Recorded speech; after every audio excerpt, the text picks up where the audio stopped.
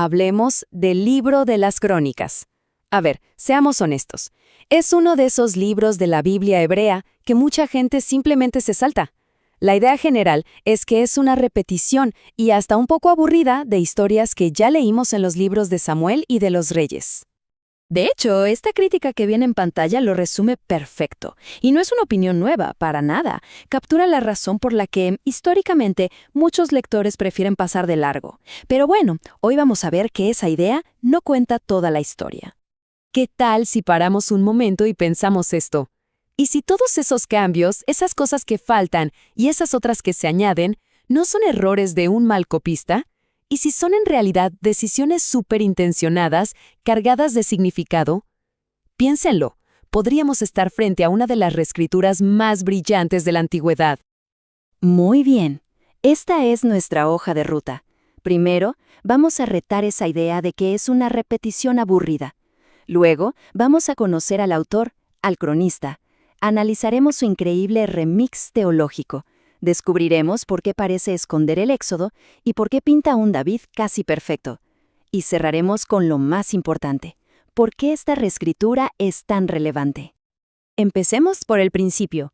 La idea de que Crónicas es solo una copia. Como vamos a ver, la realidad es mucho, pero mucho más interesante. Y aquí está la clave de todo, lo primero que hay que entender. Si leemos Crónicas buscando la precisión de un libro de historia del siglo XXI, nos vamos a perder. El autor no quería ser un reportero objetivo. Su meta era otra, era una meta teológica. Estaba construyendo un mensaje muy específico para su gente en su momento. Entonces, ¿quién es esta figura misteriosa? Bueno, no sabemos su nombre, así que los académicos le pusieron un apodo bastante lógico, el cronista. Para entender lo que escribió, tenemos que entender el mundo en el que vivía. Hay que viajar en el tiempo, más o menos al año 350 a.C., en la última etapa del Imperio Persa. Esto es súper importante. La comunidad judía para la que escribe está en pleno proceso de reconstrucción en Jerusalén, intentando reencontrar su identidad después del tremendo golpe que fue el exilio en Babilonia. Y todo apunta a que el cronista era un levita, quizás un músico, un cantor, alguien que trabajaba en el segundo templo. O sea, no era un académico aislado, era parte del clero, del motor litúrgico de la comunidad. Y esa perspectiva, la del templo, es absolutamente central para entender su obra. Esta imagen lo muestra de maravilla, esas genealogías gigantescas con las que empieza su libro, que a veces nos parecen eternas, no son solo listas de nombres, son un mapa mental. Para el cronista, la sociedad ideal de Israel gira completamente en torno al templo. Y claro, ¿quiénes son los protagonistas en ese mapa? Pues los sacerdotes y los levitas, su propio grupo.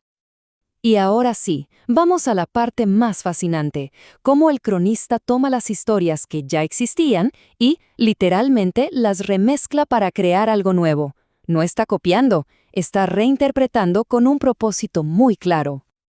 Pensemos en él como un director de cine haciendo su versión del director.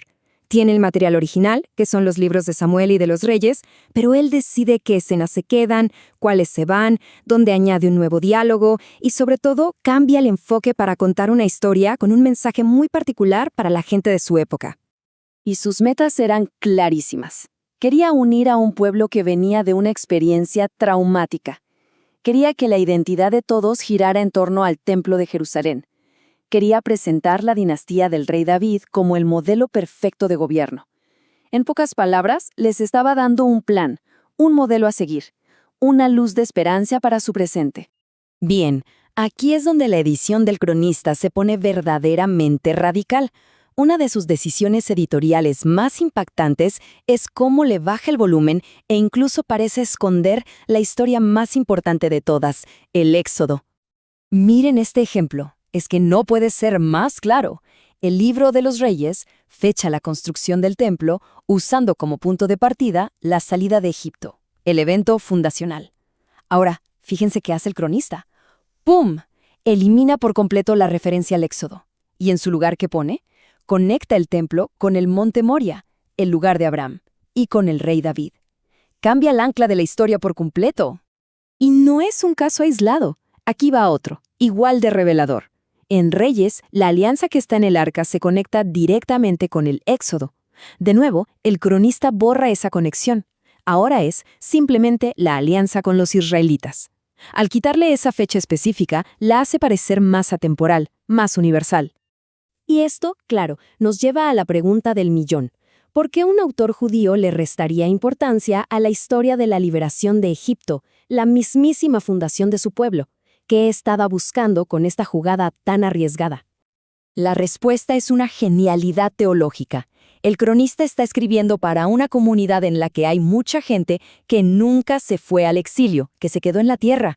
Al promover una teología de continuidad, anclada en figuras que siempre estuvieron ahí, como Abraham y David, le está dando legitimidad y protagonismo a ese grupo.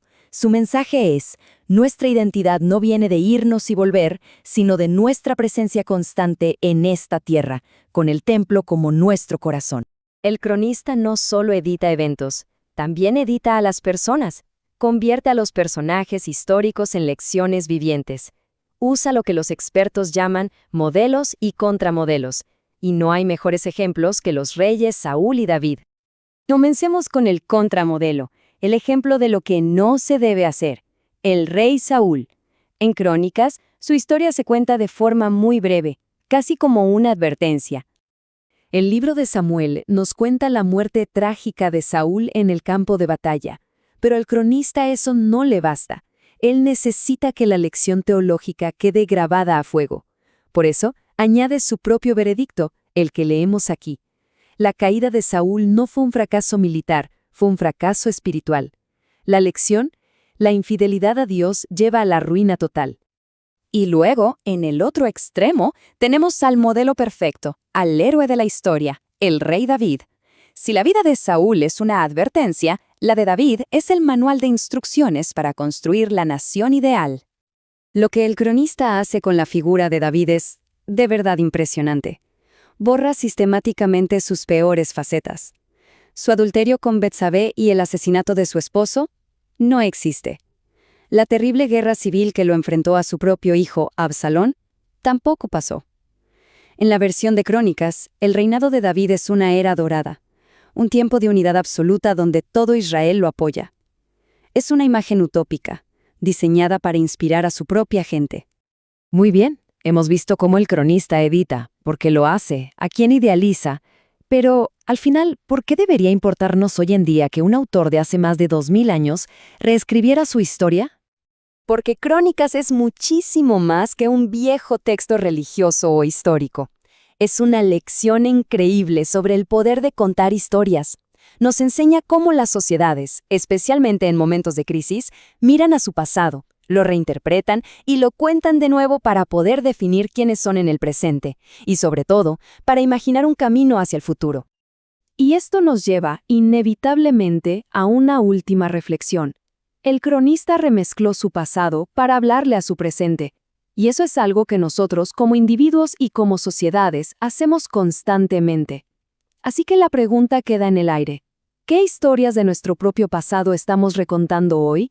Y, más importante aún, ¿qué nos dicen esas nuevas versiones sobre quiénes somos y en quiénes deseamos convertirnos?